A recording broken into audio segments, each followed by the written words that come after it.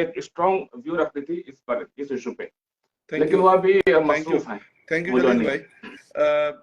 Well, पहले तो ये बताइए नहीं, हम इंटरव्यू मैं ले रहा हूँ कि बात कर इंटरव्यू आप रहे ले रहे हैं. हैं? That's it. We are just talking. We just want to know because आप जो है इन दिनों काफी पैलेस्टाइन पे काफी कुछ लिख रहे हैं और काफी कुछ, जाहिर सी बात है, सब कुछ देख रहे हैं और ऐसा लगता है कि कुछ भी नहीं देख पा रहे हैं. मतलब कि जो हमें दिखाया जा रहा है, हमें लगता है कि वो इतना फिक्टिशियस है कि हमें ऐसा लगता है कहीं ना कहीं वो हमको जबरन दिखाया जा रहा है कि नहीं तुम ये देखो और तुम अपना ये ओपिनियन बनाओ जो हम तुम्हें ओपिनियन बनाना चाह रहे हैं. एक्चुअली में जो यंग जनरेशन है और खास करके जो हमारे बाद की जो जनरेशन है, वो पैलेस्टाइन और इजराइल इशू पे मुझे लगता है कि हम आपसे बहुत कुछ शेयर कर सकते हैं, जो हमारे जो काफी लोग जो सोशल मीडिया से जुड़े हुए हैं, जो वो समझ सकते हैं, चीजों को जान सकते हैं.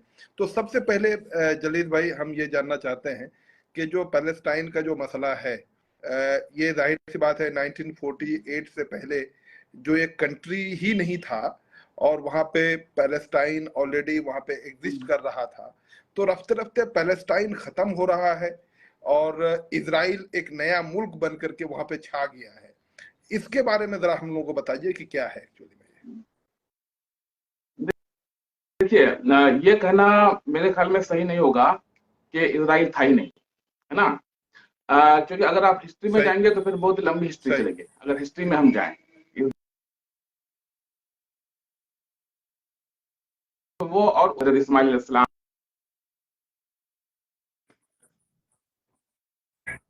और हज़रत इसहाक अलैहिस्सलाम, है ना? और फिर वहां पर जाएंगे, क्योंकि उस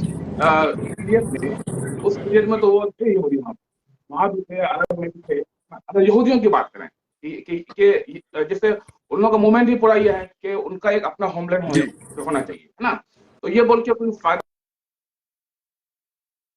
यहूदियों इजराइल को हम मान लेते हैं, हमको लगता है कोई फायदा नहीं है. तो मेरे ख्याल में बहुत लंबी हिस्ट्री में जाकर कोई फायदा नहीं, है ना? ये आपने भी जो कहा कि मैं इस पर बहुत लिखा हूँ, मैं इस पर बहुत नहीं लिख रहा हूँ, है ना? और नहीं, इस पर मैं बहुत ही बोल रहा हूँ और इस डिबेट को भी मैं अवॉइड कर रहा था, क्योंकि ये जो है ना बहुत ही कॉम्प्लिकेटेड है. जो इजराइल और पैलेस्टाइन कॉन्फ्लिक्ट, अभी का जो प्रेजेंट कॉन्फ्लिक्ट है, ये बहुत ही कॉम्प्लिकेटेड है. और अक्सर मैं आपसे ये कहता हूँ कि इंटरनेशनली जो कुछ भी होता है आजकल ना, वो कुछ भी ब्लैक एंड व्हाइट होता नहीं है. बहुत ही इन डेप्थ स्टडी की जरूरत होती है. जैसे प्राइम मिनिस्टर मोदी ने अभी मतलब अटैक, हमास के अटैक के बाद उन्होंने एक स्टैंड लिया था कि आई स्टैंड विद इजराइल, है ना? तो ये तो उनका स्टैंड है और उसमें हम एग्री कर सकते हैं या डिसएग्री कर सकते हैं. हम एक डेमोक्रेटिक सोसाइटी में रहते हैं. फिर उसके बाद जो लोग एंटी मुस्लिम एक सेंटिमेंट जो यहाँ पे है या पूरी दुनिया में है, इस्लामोफोबिक सेंटिमेंट, वो ये कहते हैं कि हाँ, मतलब हमास ने जो अटैक किया है वो गलत है, आप गाजा को खत्म कर दो. वो ऐसे ही अंधेरे में ये कहते हैं कि हाँ, I stand with Israel in this testing time for them. लेकिन हाँ, जो हमास के सपोर्टर हैं वो भी तो वही कर रहे हैं, वो भी अंधेरे में बात कर रहे हैं, है ना?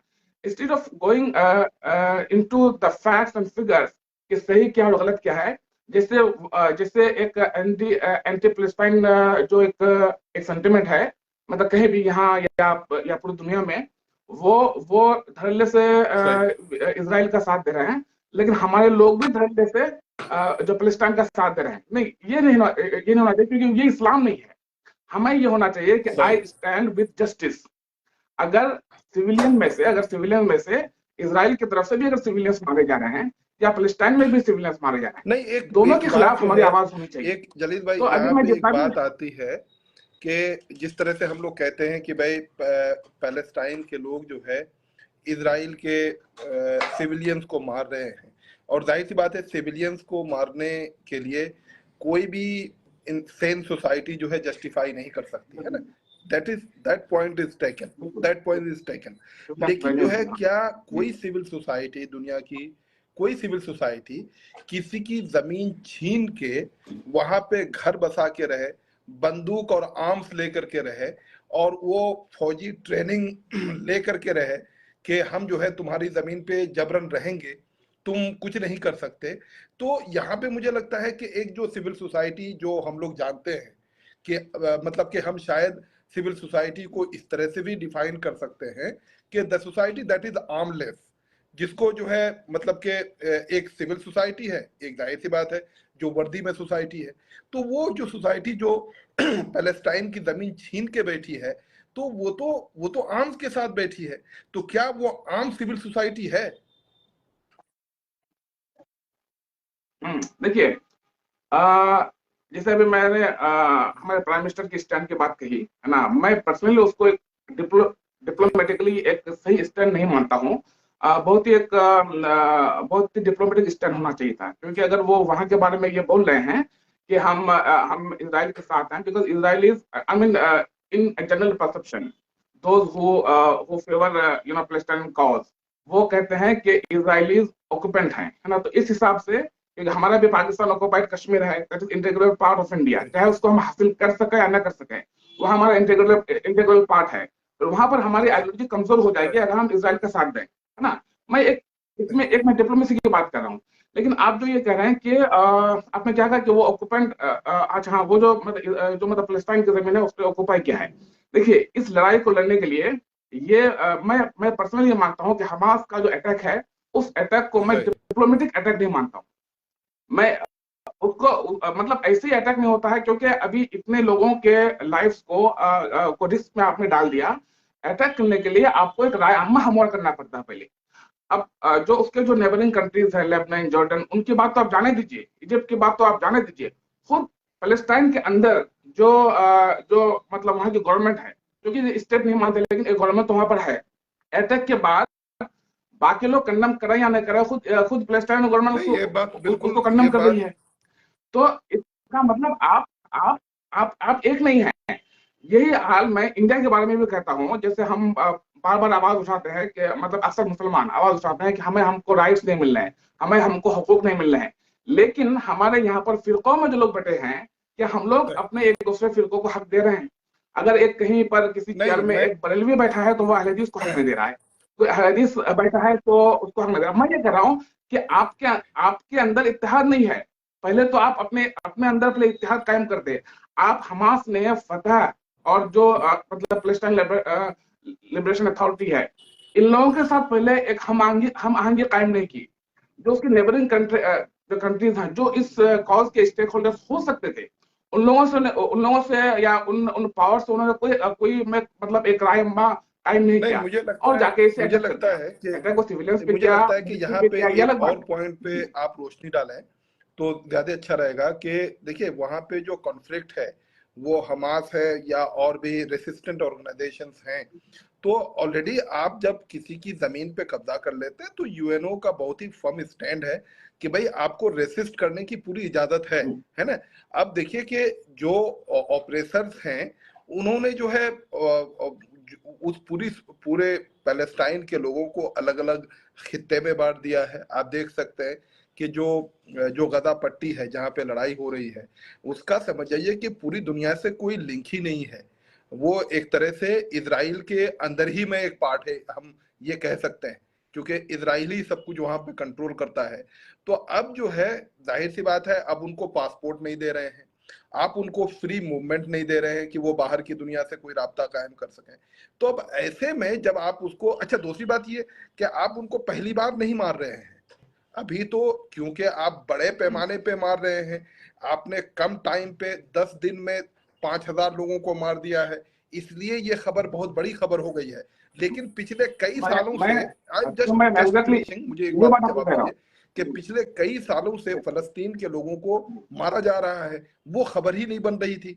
क्या नेबरिंग कंट्री या सो कॉल्ड जो भी आप जिस कंट्रीज के बारे में बात कर रहे थे, उन कंट्रीज की नजर तो पड़ रही थी, लेकिन उनका कोई स्टैंड नहीं है। तो अब जो है, अब जो उनकी जमीन छीनी गई है, अब वो क्या करे? वो मतलब कि जो भी ईटा पत्थर है हाँ, उसी से तो वो मारेगा ना। देखिए, पहली बात तो ये, मैं ये नहीं कह रहा हूँ कि फिलिस्तीनी मजलूम नहीं है, मैं कह रहा हूँ ये मजलूम हैं, ठीक है। मैं सिर्फ कह रहा हूँ कि वार का जो तरीका इख्तियार किया हमास का, उस मेथड से मैं डिसएग्री करता हूँ, है ना। क्योंकि आपने खुद अपने अपने लैंड पे, ठीक है, उसने कब्जा किया है, लेकिन अपने लैंड पे जो इनसाइड फिलिस्तीन जो स्टेक होल्डर्स हैं, फतह को ले लीजिए, उसके उसकी फतह की आपने राय क्यों नहीं ली? उसको पहले अपने राय से आगाह क्यों नहीं किया? या आपने अपने क्या आप क्या क्या ये होगा स्टैंड ले रहे हैं, या आप अटैक कर रहे हैं, या वार के कंडीशन में जा रहे हैं, ये आपने एक राय अम्मा नहीं बनाई। मैं सिर्फ ये कर रहा हूँ, वो राय अम्मा उनको बनाना चाहिए था। और देखिए, Hamas is not part of Palestine government, मुझे लगता गवर्नमेंट का है पार्ट कि नहीं है। अगर Hamas on the election last time and the world did not recognize it. जो गदा पट्टी का जो इलाका है वहां पे जो इलेक्शन हुआ था एक्सक्यूज मी, वहां पे फतेह इलेक्शन नहीं जीती थी, वहां पे हमास जीती थी इलेक्शन, और हमास को जो है आपने रिकॉग्नाइज ठीक है, लेकिन ये जो अटैक हुआ है ना, एक तो मैं और भी यहाँ पर एक मैं करेक्शन करूंगा कि ये जो जनरली बोला जाता है कि हमास का अटैक है, ये हमास का भी अटैक नहीं है, ये एक दूसरा ग्रुप है जिसको कस्साम के नाम से कुछ बोलते हैं, उनका अटैक है ये। मतलब प्रॉपरली हमास भी इसमें वो नहीं है, ये कौन स्टेक होल्डर नहीं है अटैक का। क्या जी आपकी आवाज आ मेरी आवाज जा रही रही है? ये ग्रुप का नाम क्या बताया आपने? हेलो, आपकी आवाज अब नहीं आ रही है, मुझे लगता है कि शायद आपको दोबारा लाइन में जुड़ना पड़ेगा। अभी आ रही है जी, अब आ रही है। आपको मेरी आवाज जा रही है? हेलो जी। हाँ, तो वो जो कस्साम ग्रुप है, उस ग्रुप का नाम क्या बताया आपने? अभी आप क्या जैसे होता है कि ये हमास की लड़ाई कर रहा है, हमास भी लड़ाई ये नहीं कर रहा है, हमास का ही हर जगह नाम आ रहा है क्योंकि हमास का सपोर्ट है उसको। लेकिन हमास अब उधर ईरान बोल रहा है कि हिजबुल्लाह भी है। देखिए, वो लोग तो ये हम कह सकते हैं, या जो पैलेस्टाइनियन कॉज को सपोर्ट करते हैं वो तो ये कहते हैं कि वो अपनी आजादी की लड़ाई लड़ रहे हैं। लेकिन जब भगत सिंह भी आजादी की लड़ाई लड़ रहे थे तो ब्रिटिश ने उनको कहा था कि आप टेररिस्ट हो, है ना। तो दुनिया तो उनको टेररिस्ट बोलेगी, है ना, जो उस कॉज को सपोर्ट नहीं कर रहा है, including Indian media. I am not talking about India because India is divided in this matter. Somebody, some set of group support the Israeli cause, and a set of group supports the Palestinian cause. तो मेरा ये मानना है कि war का ये तरीका ठीक नहीं है, ये सुसाइडल वॉर है, सुसाइडल, कि आपके पास आप अभी आपके पास आप वॉर के लिए तैयार नहीं है और आप इजराइल से वॉर करना। अच्छा, मैं एक बात आपको स्टार्ट में बोला कि कुछ भी इंटरनेशनली जो होता है वो कुछ ब्लैक एंड व्हाइट नहीं है, उसका मैं और थोड़ा सा आपको क्लैरिफाई कर दूं।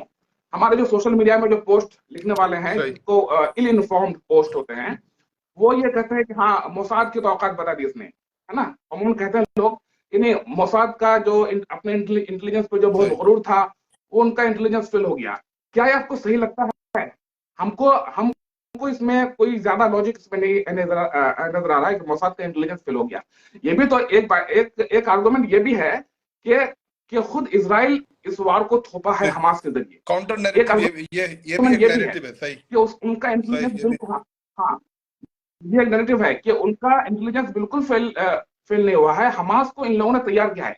जैसे जब आईसिस आया था, मैं कई और बात है इस हवाले से बता रहा हूँ, जब आईसिस आया था तो आईसिस के बारे में ये कहा जाता था कि इसको यूएस ने तैयार किया है, इसको सीआईए ने तैयार किया है, ठीक है, जो कि इस्लाम के नाम पे लड़ाई करे और हम हर उसके खिलाफ एक जंग को जस्टिफाई करें। ये हाल तालिबान का है, तालिबान को जो किसने तैयार किया इस पर ज्यादा बताने की जरूरत नहीं है। तो ये जो आर्गुमेंट है कि खुद हमास ने ही इसको, खुद इजराइल ने ही हमास को तैयार किया है ना, क्योंकि मोसाद का इंटेलिजेंस फेल होना ये बहुत बड़ी बात है। हम आप इसके बारे में जानते हैं, है ना, एक हिस्ट्री इसकी रही है। तो जो इजराइल पूरी दुनिया की इकोनॉमी पे, पूरी दुनिया के मिलिट्री पे, और जिसका इतना स्ट्रॉन्ग इंटेलिजेंस है, उसका अचानक से हमास जैसा छोटा ग्रुप, जिसके पास कोई, हम ऐसे छोटे मतलब बहुत ज्यादा खुश हो जाते हैं बहुत जल्दी से, तो इसमें कोई ज्यादा खुश होने वाले की बात नहीं है, कोई इसमें मतलब ब्लैक एंड व्हाइट कुछ भी नहीं है। इसलिए मैं खुद चाहता हूँ कि इसमें हम बहुत ज्यादा डिबेट करें, क्योंकि किसी भी नतीजे तक हम पहुंचेंगे नहीं। बिल्कुल वादे हो गई कि मतलब कि जैसा हो रहा है वैसा नहीं भी हो रहा है, मतलब कि जो दिखता है वो नहीं भी दिखता है। हाँ राइट, बिल्कुल ये बिल्कुल बिल्कुल बिल्कुल अलग चीजें हैं सब। हाँ मैं तो हमेशा ये कहता हूँ। और देखिए ऑटोमन एम्पायर में खासकर में खिलाफत राशिदा के बाद जो एक गाइडेड जो कैलिफेट था, वो था क्या, वो वहां पर एक डेमोक्रेसी थी। वो लोग क्या करते थे कि हमको इस्लामिक तालीमात के हिसाब, इस्लामी सही, तालीमात के हिसाब से सरकार चलानी, गवर्नमेंट चलानी है। बेहतरीन सही, गवर्नमेंट चलाई, जो कि हिस्ट्री के एक बहुत ही गोल्डन पीरियड है। उसके बाद मैं पर्सनली मेरे स्टडी के हिसाब से ऑटोमन एम्पायर को एक बहुत ही अच्छा पीरियड मानता हूँ सही, इस्लामिक सल्तनत का, या इस्लामी खिलाफत का। वजह यह है कि वो उन्होंने ये तय किया था कि हम इस्लाम के खिलाफ या शरीयत के खिलाफ कोई भी हुकूमत नहीं चलाएंगे। मिसाल के तौर पे कि आपको जैसे यहाँ पे है ना, यहाँ पे अमूमन हम सोशल मीडिया पे देखते हैं, बोलते हैं कि भाई हाँ भाई यहूदी ऐसे हैं, यहूदी वैसे हैं। देखिए सही, इस आर्गुमेंट से मुझे कतई नाराजगी है कि आप अगर एक कोई पर्टिकुलर रिलीजियस फेथ के बारे में आप ये बोलते हैं कि उसको मारो, क्या ये हम एफर्ट कर सकते हैं कि हमारे हिंदू भाई के बारे में हम ये बोले कि उसको मारो? हम ये ये एफर्ट हमारी नहीं कर सकते हैं, और तालीमात भी नहीं है। ये हमारे तालीमात नहीं है, हमारे दीन की तालीमात नहीं है। जब तक आप दीन के हिसाब से है ना काम नहीं करेंगे, खास करके आपकी सही, जो हुकूमती पॉलिसियां हैं, तब तक आप फेल होते रहेंगे। हमास के बहुत सारी चीजें इसमें मैं दिन के खिलाफ देख रहा हूँ, क्योंकि वो यहूदियों की बात कर रहा है, यहूदियों को मारो। और आज जो है, आज यूएस में कौन स्क्वायर स्क्वायर है, बहुत ही फेमस स्पेस है, वहां पर यहूदियों ने प्रोटेस्ट सही, किया गाजा में अटैक के खिलाफ, हॉस्पिटल में अटैक के खिलाफ। उन लोगों ने नारा लगाया, कि नॉट इन माय नेम, कि भाई ज्यूज या इजरायली ज्यूज आप जो अटैक कर रहे हो सही, गाजा पे, डोंट अटैक सही। In my name. वो ये कह रहे हैं। तो हम ये नहीं कर सकते कि सारे ज्यूज जो मुसलमानों के खिलाफ है। देखिए जुडाइज्म और दोनों जायनिज्म, में इन ये दोनों के फर्क को मैं यहीं पे समझना पड़ेगा। अब जलील भाई बताइए हमारे एक्चुअली मैं यहीं पे आना चाह रहा था, जी क्योंकि एक तो एक ब्रीफ इंट्रोडक्शन हो गया हमास के ताल्लुक से। एक अब हम लोग थोड़ा सा इस पे बात करना चाह रहे हैं, जिसकी तरफ आपने खुद ही कदम बढ़ाया है। वो ये कि आम तौर पे लोग जो है जी ये जो इजराइल स्टेट है, इस स्टेट को जो है कहीं ना कहीं वो ये समझते हैं कि ये ज्यूज का स्टेट है। बहुत सारे लोगों का कहना यह है कि भाई ये जी ज्यूज फिलोसफी के मुताबिक नहीं है, बल्कि उसका एक अल्ट्रा फॉर्म जी है। जिस तरह से बहुत सारे लोग बल्कि हिंदुस्तान में उसको कहते हैं कि जिस तरह से हिंदू है, तो हर हर कोई, किसी भी मुसलमान को जी, किसी हिंदू से कोई परेशानी नहीं है, किसी हिंदू को किसी हिंदू से कोई परेशानी नहीं है ना। बिल्कुल लेकिन जब आप आ जाते हैं एक दूसरे तरीके का एक एक दुनिया बनाने की कोशिश करते हैं, या एक थॉट प्रोसेस को जन्म देते हैं, और उसका नाम आप हिंदुत्व देते हैं, और उसकी उसकी जो है एक अलग कहानी एग्जैक्टली। है। अब वो हिंदुत्व में सब कोई फिट नहीं आता है। जहां भारत की जो संस्कृति है, और कहते हैं कि जी भाई वसुधावे कुटुंबकम, यहाँ पे फिर ऐसा नहीं है। यहाँ पे फिर आपको वही खाना खाना पड़ेगा जैसा कि हिंदुत्व के लोग चाहते हैं, वही खाना खाना पड़ेगा, वही कपड़े पहनने पड़ेंगे, उसी तरह के नारे लगाने पड़ेंगे, तब आप उसके एक दुनिया में फिट आते हैं। तो इसी तरह का रिलेशन जो है कहीं जी ना कहीं उनके हिसाब बहुत से सारे हाँ। लोग यूरोप में जो एक खास करके फर्स्ट वर्ल्ड वॉर के बाद जिस तरह से एक जायनिस्ट एक मूवमेंट खड़ा हुआ, और उस मूवमेंट के जरिए से एक होमलैंड मांगा गया, बहुत सारे ज्यूज जो है उसके खिलाफ थे। जी मैं समझता हूं कि वेस्टर्न वर्ल्ड के एक बहुत बड़े जी स्कॉलर नॉम चॉम्स्की भी इसके खिलाफ हैं। वो बहुत ही खुल करके बोलते हैं जी जायनिज्म के बारे में। जी तो please can you enlighten our viewers about the difference between the Jews and the Zionism. See, the simple difference is as you already said, कि जो डिफरेंस हिंदुत्व और हिंदुइज्म में है ना। हालांकि हालांकि हिंदुत्व उतना एग्रेसिव नहीं है जितना एग्रेसिव जायनिस्ट है। हिंदुत्व ये कभी नहीं कहता है कि आप मुसलमानों को मार दो। हिंदुत्व के अंदर कुछ ऐसे छोटे छोटे ग्रुप्स हैं जो कि एग्रेशन के या वायलेंस की तरफ है आ रहे हैं, जैसे बजरंग दल वगैरह है ना। अगर ओवरऑल हिंदुत्व के बारे में तो वो ऐसे मुझे नहीं लगता कि ऐसे हैं, एटलीस्ट डॉक्यूमेंटेड नहीं है। तो जो डिफरेंस एक सुपरफिशियली अगर हम इसको समझना चाहें, जो डिफरेंस हिंदुत्व और हिंदुइज्म में है, वही डिफरेंस जायनिज्म और जुडाइज्म में है, और वही डिफरेंस इस्लाम और इस्लामिक और इस्लामिस्ट में है। मुस्लिम या इस्लामिस्ट में है। There is a difference between being Muslim and being Islamist. Islamist जो है एक जो कट्टर आइडियोलॉजी है मुसलमानों की, जो खास मुसलमान जो बहुत थोड़े लोग हैं, है ना, तो वही है ज़ायोनिज्म। तो हम जो है ना, being a liberal person, liberal liberal who follow who religious follow the Islamic ideology। मैं लिबरलिज्म, अगर बात करूँ ना तो आप मैं अपने बहुत ही लिबरलिज्म को लिबरल वो डिफाइन को कर लिख रहा दीजिए, हूँ। Because liberalism is very dangerous nowadays, right? Liberal liberal वो शायद हाँ, बहुत सारे मैं मुसलमानों की नजर में द, लिबरल द, वो है जो जो बहुत ही है, कहीं पर अंडर किया गया है लिबरलिज्म को। मेरा लिबरलिज्म ये है, जितना हमें जितनी हमें आजादी दी और जितना हमें मेरे मजहब ने जो इंसाफ का जो एक आइडियोलॉजी ओके कायम ओके किया, गो हम उस लिबरलिज्म की बात कर रहे हैं। जैसे सही हमारा मजहब ये कभी नहीं कहता है कि किसी हिंदू को मारो।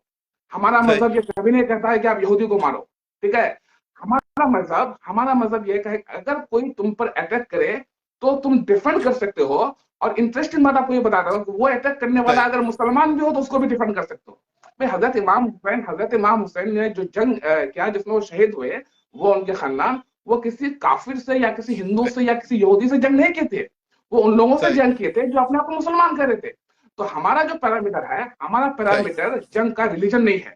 हमारा इंसाफ जो जंग का जस्टिस पैरामीटर है इंसाफ। अगर आप कहीं नाइंसाफी कर रहे हैं तो हम जंग करेंगे। तो पहले तो यह है कि इस आर्गुमेंट को या इस बाइनरी को चेंज करना चाहिए कि हमारे जंग यहूदियों के साथ है या हमारे जंग हिंदुओं के साथ है। बिल्कुल भी नहीं। हमारे जो इंडिया में देख लीजिए, हमारे जो मसाइल हैं, हमारे जो इश्यूज हैं, जो सही हमारे हिंदू भाई हैं वो हमारे मसाइल के साथ खड़े हैं, है ना। तो जाहिर है हमारे जंग हिंदुओं के साथ तो है नहीं और नहीं कभी हो सकती है। हम लोग तो एक ही लेन में रहे। बिल्कुल यही केस वहां पे है। अरब में बहुत सारे यहूदी सही रहते हैं, क्या क्या सब एंटी मुस्लिम है? तो उस जायनिस्ट आइडियोलॉजी की मुखालफत तो आप कर सकते हैं, यहूदी की आप उस तरह से मुखालफत नहीं कर सकते। और बहुत सारे ऐसे ऐसी मिसालें हैं कि हमारे प्रॉफिट मोहम्मद सल्लल्लाहु अलैहि वसल्लम ने यहूदियों के साथ सुलह की। कभी भी ऐसी कोई मिसाल नहीं है कि बिला वजह कोई सही यहूदी जा रहा है उस पर आपने अटैक किया, ऐसी कोई मिसाल नहीं है।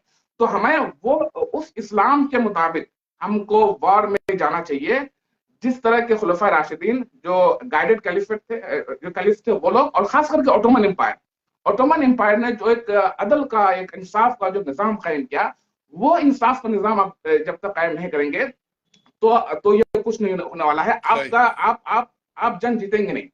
पहले आपको अपने मजहब को फॉलो कीजिए, तब उसके नाम पे आप जंग कीजिए। तो मैं खास करके, चूंकि ये आप फेसबुक पे ये कर रहे हैं, मैं हमारे नौजवानों को मतलब बहुत इरिटेट होता हूँ मैं, ये जो वन लाइनर और टू लाइनर से, है ना। कोई भी यहूदी के खिलाफ कुछ लिख रहा है, कैसे लिख रहे हैं भाई? आप जो यहूदियों की सही खिदमत है, खिदमत को भी तो देखिए। आप मिसाल के तौर पे, ठीक है, मैं कह रहा हूँ, मैं ये मानता हूँ कि वो जो मार्केट में जो उनका प्रोडक्ट्स है, उन प्रोडक्ट्स की हमें जरूरत नहीं है, वो कंज्यूमरिज्म का हिस्सा है।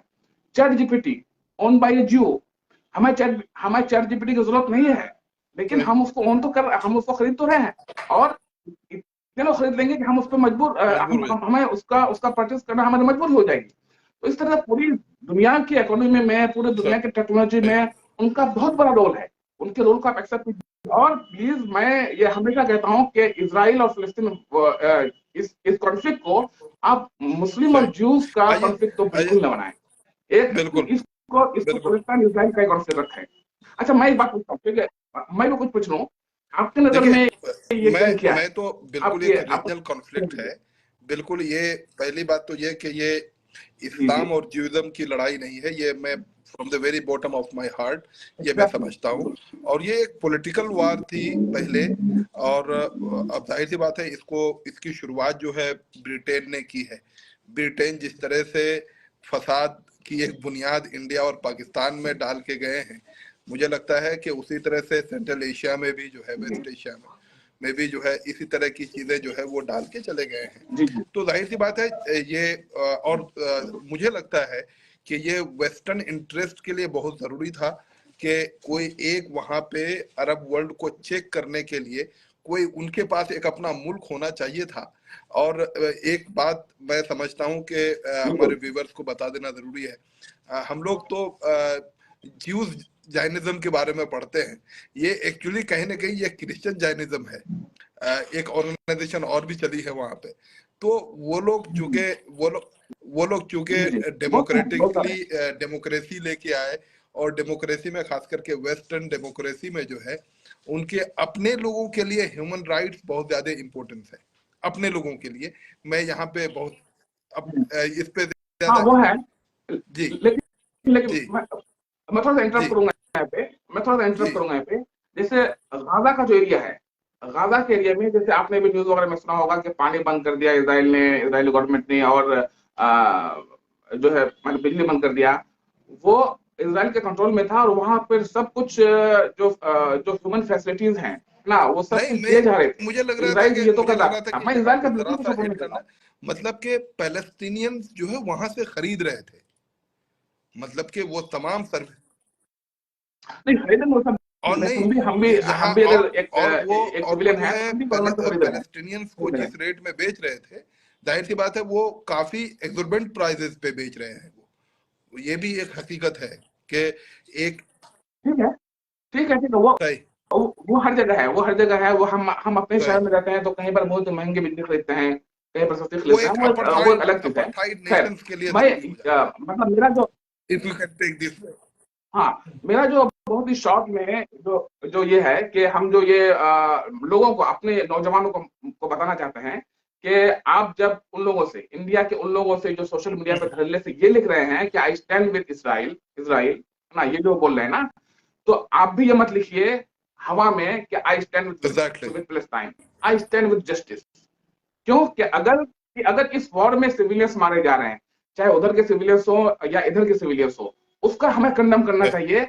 तब इस्लाम का असल मैसेज जाएगा। अगर अगर आप अगर अपने सारे पूरे इख्तलाफात में इस्लाम का मैसेज, अपने सही दीन का मैसेज अगर नहीं पहुंचा पाए, जो इंसाफ का मैसेज है, तब तो फिर आपके दीन को लोग नहीं सही मानेंगे जो आप मतलब जिसको आप फॉलो कर रहे हैं। फिर आप मस्जिद में बैठ करके, आप मदरसे में बैठ करके तो सब ठीक है, कुछ भी लिख रहे हैं, सही लेकिन हम नहीं लिख सकते हैं, क्योंकि हम तो दुनिया में हैं। हम तो दुनिया में है ना, हमको दुनिया के लोगों से मिलना मिलना है, उनके साथ बैठना है। और इसकी हमें हमारे मजहब ने इजाजत दी है कि हम मोहब्बत से पेश आए। हमारा जो इस्लाम का जो मोहब्बत का और एक उल्फत का जो एक मैसेज है, सही वो मैसेज हम आम कर रहे हैं क्या किसी भी प्लेटफॉर्म पे? हम सीधा हिंदू मुसलमान कर देते हैं, हम सीधा जो है जो यहूदी और मुसलमान कर देते हैं। वो एक रीजनल बिल्कुल कॉन्फ्लिक्ट है, उसको बिल्कुल। मेरे ख्याल में रीजनल कॉन्फ्लिक्ट ही रहने दिया जाए। आई ये लोगों सेकंड यू को, एंड आई हमारे खास कर कंप्लीटली नौजवानों एग्री को ये विथ यू मानना ऑन दिस चाहिए। पॉइंट कि वहां पे बिल्कुल एक रीजनल कॉन्फ्लिक्ट है, ये मजहब का कॉन्फ्लिक्ट नहीं है। अब आते हैं हम लोग जी जरा सा जो है एक और इशू इसी से रिलेटेड, जो जिस तरह से मतलब के अंकल सैम का जो रोल है यहाँ पे, कि किस तरह से अमेरिका जो है, अभी आपको पता चला होगा कि यूएनओ में जो है, जबकि जो रेजोल्यूशन आया था, उस रेजोल्यूशन में हमास को भी बहुत ही कैंडिड वे में उसको जो है उसके तमाम पॉलिसीज को डिनाउंस करने की बात की गई, उसको क्रिटिसाइज किया गया, और ये कहा गया कि जिस तरह से कि वार जो है इजराइल लड़ रही है, ये किसी तरह से जो है इसको जस्टिफाई नहीं किया जा सकता। दोनों तरफ मतलब कि बैलेंसिंग रेजोल्यूशन था, हम ये बात कह सकते हैं। उसके बावजूद भी यूएसए ने इसको वीटो कर दिया। क्या वजह समझते हैं आप?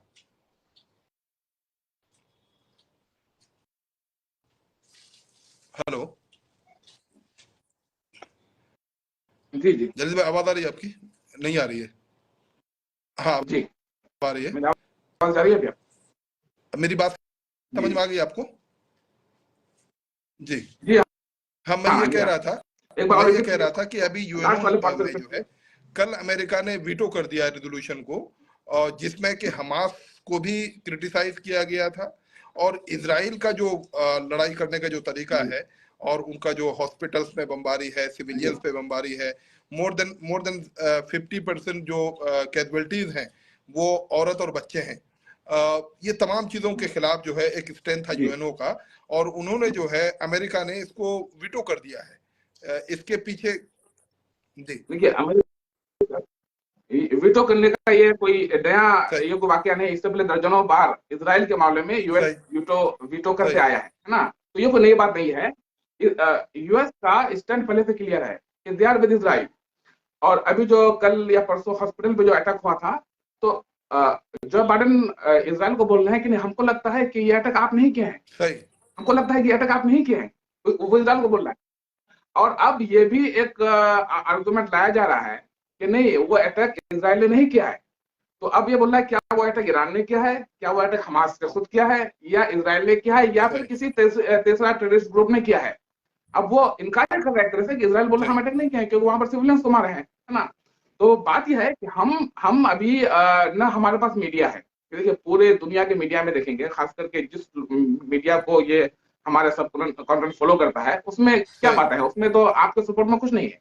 मतलब हमास के सपोर्ट में, पैलेस्टाइन के सपोर्ट में तो कुछ नहीं। खुद इंडियन मीडिया जो मेन स्ट्रीम मीडिया है, वो तो कुछ चैनल तो ऐसे, सुधीर साहब एक हैं जर्नलिस्ट, वो तो लगता है कि मतलब इजराइल फलस्तीन का जो कॉन्फ्लिक्ट है ये इसका पर्सनल इशू है, उसको पर्सनली ले लिया है। तो इस तरह के मीडिया को फॉलो करना। और जो मेन स्ट्रीम मीडिया है, बहुत मतलब बड़े बड़े, मैं उनका नाम नहीं लेना चाहता हूँ अभी, वो सब उनके हैं। तो वो अपनी बात जो एक जायनिस्ट आइडियोलॉजी है वो उसको प्रमोट कर रहे हैं, है ना। हमारे पास उतना स्ट्रॉन्ग मीडिया है नहीं, लेकिन जो भी अभी हम जिस प्लेटफॉर्म पे बात कर रहे हैं, ठीक है, that's also the service of a Jew, that's also part of service, है ना। तो उनके, मैं से ये कहा कि उनके जो सर्विसेज हैं उसको भी हमें एक्नॉलेज करना चाहिए। और हमारे जो नौजवान हैं जो मदरसों में बैठ के लिखते हैं, मैं जानता हूं कि वो बहुत ही पीसफुल हैं, दे आर वेरी पीसफुल, है ना। लेकिन उनको ये लगता है कि ये मुसलमानों पे अटैक हो रहा है।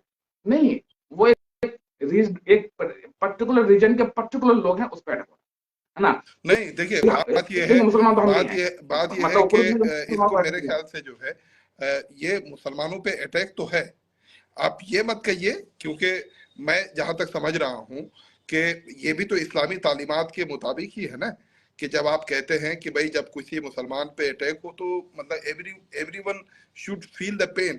हम तो बल्कि हमारी तालीमात तो ये भी हैं कि मुसलमानों पे भी नहीं, किसी भी इंसान पे, किसी भी इंसान पे अगर अगर अगर हमला हो रहा है, you must feel the pain. तो जाहिर सी बात है, तो एग्जैक्टली, है ना। वो I feel the pain, the similar pain when Israeli civilian or American civilian is attacked.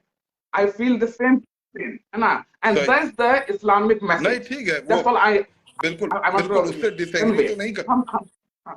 हम ये कभी ने कहा है कि अगर किसी हिंदू पे कोई अटैक कर रहा है या उसको लिंच कर रहा है, गॉड फॉरबिड, अगर हो रहा है, ऐसा हो नहीं रहा है, लेकिन अगर कहीं हो तो हम उसको रिजॉइस नहीं करें। एक दो आपको मिल जाएंगे, वैसे तो मुस्लिम इस पर खुश नहीं होते हैं अमूमन, लेकिन एक दो मिल जाएंगे। उस एक दो को मैं मैसेज दे रहा हूँ कि no, come to Islamic ideology, Islam, come to Islamic message, है ना। इस्लाम का मैसेज ये है कि आप सिर्फ एक मुसलमान पे अटैक हो तो उस पर आप पेन फील नहीं करें, आप किसी भी इंसान पे अटैक हो, किसी भी इंसान के दर्द को आप महसूस करें, आपके मैसेज को लोग जरूर सुनेंगे, आपका मैसेज क्या है।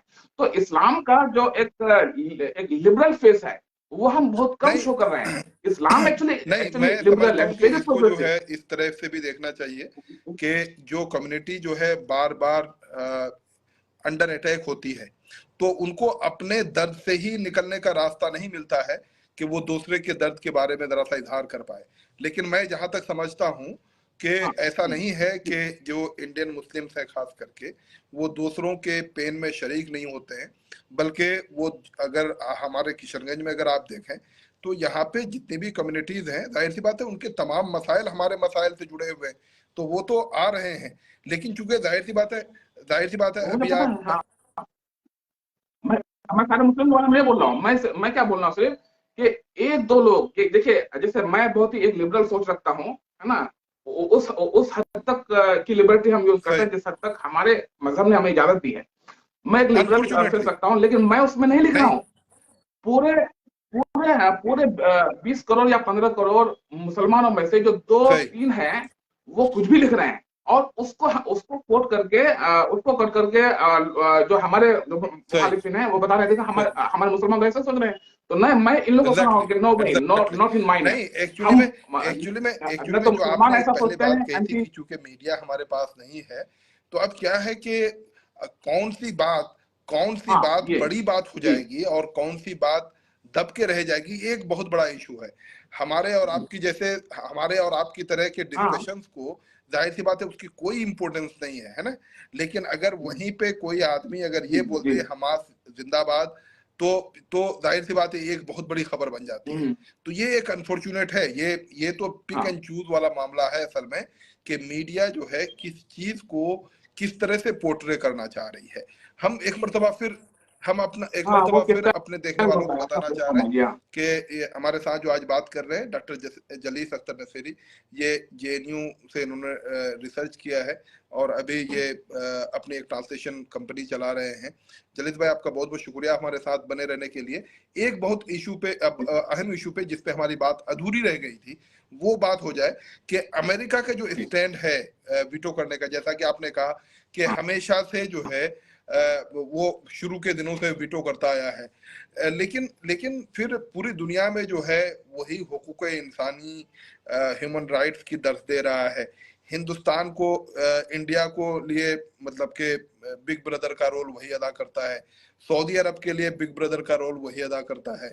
और मतलब के उसकी तारीख ये भी है अमेरिका की कि एक एम्बुलेंस में जो है गोली चला दी थी इराक में उन्होंने, और उनके फौजियों ने हर तरह के ह्यूमन राइट्स वायलेशंस के जितने भी मतलब के सब स्टैंडर्ड्स हो सकते हैं, वो तमाम निचले हद तक अमेरिका की तारीख रही है। और अब जबकि ह्यूमन राइट्स का मतलब के बड़े पैमाने पे वायलेशन हो रहा है पैलेस्टाइन में, और एक तरफा जंग लड़ी जा रही है, वहां फलस्तीनियों के पास कुछ नहीं है, और one of the most sophisticated arms and ammunication से इजराइल जो है लैस है। और वहां पे इस लड़ाई को अमेरिका जो है एक तरह से हवा दे रहा है। इसके पीछे जो है आप क्या मैसेज समझते हैं? क्या वो अरबों को डरा रहा है? अरबों को डरा, मैं 3 ऑप्शन दे रहा हूं आपको। अरबों को डरा रहा है, दूसरा ऑप्शन ये कि अफगानिस्तान में जो हार के गया है अपनी बेइज्जती का बदला ले रहा है, तीसरा ऑप्शन ये कि रशिया और यूक्रेन लड़ाई में भी जो वहां पे भी जो उनकी एक कहीं ना कहीं शिकस्त हो रही है, तो वो पूरे अटेंशन को डाइवर्ट करना चाहता है। क्या किस तरह से देखा जाए इस इशू को? अच्छा, इन तीन में तो कुछ भी नहीं है मेरी नजर में। हाँ, वो क्या है, जैसे पहले मैं ह्यूमन राइट्स की बात कर रहा हूँ, जो वेस्टर्न ह्यूमन राइट्स है ना, वो पिक एंड चूज है, खासकर ह्यूमन जो यूएस का ह्यूमन राइट्स है, ठीक है, वो थोड़ा पिक एंड चूज वाला, मतलब बहुत सिलेक्टिव है इसमें, कि अगर हम पर अटैक हो तो सारे हम ह्यूमन राइट्स की बात कर रहे हैं, आप पर अटैक हो तो वो आप पर आपके खिलाफ सब कुछ कर देंगे। इराक और सीरिया की मिसालें हमारे सामने हैं, ये तो ह्यूमन राइट्स की बात है। अब वो जो वीटो कर रहा है बार बार ना, इन तीनों में से ये तो बहुत ही लेटेस्ट रीजंस है, इन तीनों में से कुछ नहीं है एक्चुअली। ये यूएस की मजबूरी है, क्योंकि यूएस की इकोनॉमी में, वहां के मिलिट्री में, मतलब जो डिफेंस पावर्स हैं, वहां पे इजराइल का काफी स्टेक लगा हुआ है ना। मतलब यूएस इकोनॉमी को एक तरह से इजराइल हैंडल कर रहा है। इजराइल को हमें ये नहीं दिखना चाहिए कि वो एक छोटा सा मुल्क है और वो चंद लोगों का नहीं, वो उस इजराइल के एक शहरी का ब्रेन हजारों शहरी के बराबर है, वो इतना काम किया है। तो वहाँ की इकोनॉमी उसके कब्जे में है बहुत हद तक ना, वहाँ के मिलिट्री में बहुत ज्यादा उसका रोल है इजराइल का। तो उस इजराइल के खिलाफ कोई स्टैंड यूएस ले नहीं सकता है, यूएस को स्टैंड ले नहीं सकता है, क्योंकि वहां पर तो सारी इकोनॉमी उनके हाथ में है। अब ये बताइए, इंडियन गवर्नमेंट अदानी के खिलाफ, मतलब जो प्रेजेंट इंडियन गवर्नमेंट है, अदानी अंबानी के खिलाफ क्या स्टैंड लेगा? क्या पॉलिसी लाएगा? वो नहीं ला सकता है, क्योंकि इकोनॉमी तो उसके पास है ना। तो ये बिल्कुल वही केस है। ऐसा नहीं है कि मैं ये भी नहीं मानता हूँ कि यूएस एक डेमोक्रेटिक कंट्री नहीं है। अब अच्छा, वही मजबूरी बहुत हद तक तो सऊदी को है। सऊदी अगर यूएस के खिलाफ अगर कुछ बोले तो क्या सऊदी एफर्ट कर सकता? इस पर एक बहुत लंबी बहस है कि Saudi can not effort anything against US. US जो कर रहा है वो सही है। अभी जो सऊदी कभी कभी कुछ बोल रहा है, मतलब वहां पर ह्यूमन राइट्स वायलेशन के खिलाफ, या जो गाजा में जो सिविलियंस पे अटैक हो रहे हैं उसके खिलाफ जो सऊदी कभी कभी बोल रहा है ना, वो सिर्फ एक सोशल इंजीनियरिंग है, कि अगर वो उतना भी नहीं बोले तो आप और हम तो उसके खिलाफ हो जाएंगे, है ना। तो in a similar way, Saudi Arabia cannot afford anything against USA. The same thing, USA cannot afford anything against Israel. तो वो वीटो करता आएगा। ये इसकी एक बहुत ही लंबी हिस्ट्री है, आप भी जानते हैं। Last question, we are just going to conclude our discussion. क्या देख रहे हैं आगे क्या होने जा रहा है? हाँ, इसमें तो आप भी नहीं कुछ देख रहे हैं, हम भी कुछ नहीं देख रहे हैं, लेकिन फिर भी ना। क्या क्या मुझे मुझे ये लगता है कि मुझे ये लगता है कि ये जंग, लंबी जंग, न तो छोटा सा भी फिलहाल वहां पर मुल्क है, एक अगर उसको स्टेट बोलेंगे, पैलेस्टाइन और एक इजराइल, ये दोनों लंबी जंग एफर्ट नहीं कर सकता है। ये वही बात हो जाएगी जैसे गांधी ने कहा था कि अगर एक आंख के बदले आप आंख लो तो सब अंधे हो जाएंगे। तो अगर आप इतनी छोटी सी जगह में अगर आप मरते रहेंगे 40-50 किलोमीटर के खत्ते में, तो सब तो मर जाएंगे, तो फिर रहेगा क्या? जो कोई बचेगा नहीं तो आप कहाँ पर अटैक करेंगे? तो ये बहुत दिन चलने वाला नहीं है। हाँ, आउटसाइड पावर्स, है ना, external powers, external stakeholder, वो अगर इसको लिंगर अप करना चाहेंगे तो ये बहुत लंबा चलेगा, ठीक है। और अगर वो लोग चाहेंगे कि आज खत्म हो जाए तो आज खत्म हो जाएगा। जैसे चाइना आज इतने दिनों के बाद बोला कि नहीं अब इसको खत्म करना चाहिए, और अब हम उसको मीडिएट करने के लिए तैयार है। अब चाइना इसमें मीडिएट करना चाहता है। तो इस तरह की चीजें जो है ना, जैसे बताया जाता है कि रॉयट्स जो होते हैं, जो जो कम्युनल फसादात होते हैं, वो अगर कुछ दिन तक चल जाए, मतलब 1 महीने चल गया, मतलब यह है कि ये प्लान राइट है ना। अगर प्लान नहीं है तो कोई भी गवर्नमेंट एक दिन में उस रॉयट को रोक सकती है। इसी तरह से जो वहां का है, तो ऐसा क्या आपको लगता है कि बिल्कुल अनप्लान है? मतलब एवरीथिंग प्लान। जिस तरह से ऐसा नहीं है कि जिस तरह से हम लोगों को सपना ये देखा, एक ख्वाब देखा, इंप्रेशन देने की कोशिश की जा रही है कि दैट वाज स्पॉन्टेनियस, कि रात को जो है अचानक 5000 रॉकेट छोड़े गए, और अचानक जो है अब चूंकि रॉकेट छोड़े गए तो इसलिए इजराइल को रिएक्ट करना पड़ेगा। तो ऐसा कुछ नहीं है, बल्कि बिल्कुल बिल्कुल नहीं है। मुझे ऐसा नहीं लगता है। सही मुफाद को हल्के में आप नहीं ले सकते। बस ये जो हल्के में ले लिया इस सूरत हाल में हल्के में हम नहीं ले सकते। दुआ ही कर सकते हैं कि अल्लाह ताला हम लोगों को वैसे ही चीजों को दिखाए जैसा कि वो हकीकत में है। बहुत वो हकीकत है, और हमारा अपना मीडिया प्लेटफॉर्म होना चाहिए उसके लिए।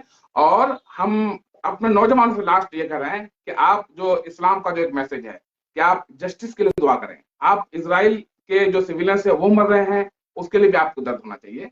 और प्लेस्टाइन साइड में जो मर रहे हैं, हमारा जो मैसेज है कि जिसमें हमारी परवरिश हुई है कि अगर एक नाहक इंसान का भी अगर खून बहा तो वो ऐसे है कि जैसे पूरी इंसानियत का कत्ल हो गया हो। ये बातें मुझे लगता है कि हमेशा हमेशा याद रखनी चाहिए।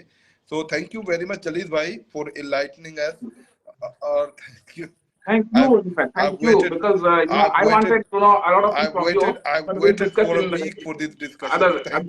Thank you very much at last. Because I deliberately avoided this debate. I didn't want to come to debate. Seriously. Thing is, we have to speak out that अगर हम नहीं बोलेंगे ना तो ये एक स्पेस है, इस स्पेस को कोई आप ऑक्युपाई कीजिए और somebody will take it।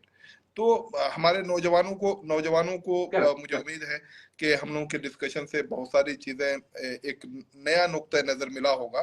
हम किसी सही या गलत का फैसला नहीं कर रहे हैं, ये आपके दिमाग पे छोड़ रहे हैं व्यूअर्स कि आप चीजों को किस तरह से देखते हैं। Please write to us. हमारा पैगाम बहुत बहुत शुक्रिया। Thank you.